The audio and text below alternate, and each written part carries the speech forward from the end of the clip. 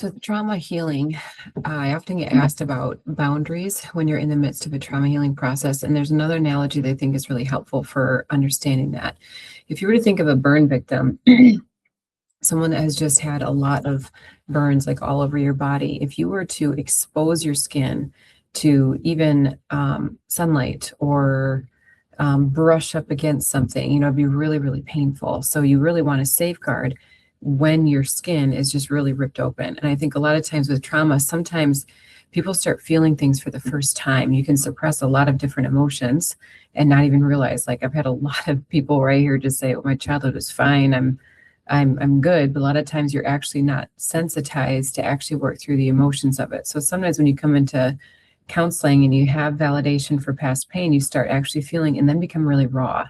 So then anytime an outside person tries to say something, an old pattern that you used to just be desensitized to, well, now all of a sudden you're sensitized and it's exorbitantly really painful.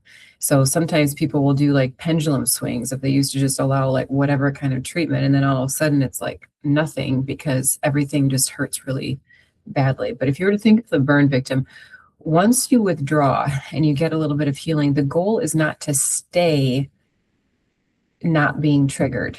Sometimes people think that with triggers, the goal is to just avoid all triggers. And I remember a client I had years ago and just asking what the end goal was, because it just increased avoidance and more things that the individual just felt that they couldn't tolerate. So, and you don't want to live like that, right? Because then fear eventually keeps you in a closet. So the goal is to get sensitized, but then once you get on a little bit of healing, so your need of the external world validating what's inside or being safe enough decreases because you have the safety here now. So when somebody says something invalidating, you don't take it as my emotions are valid.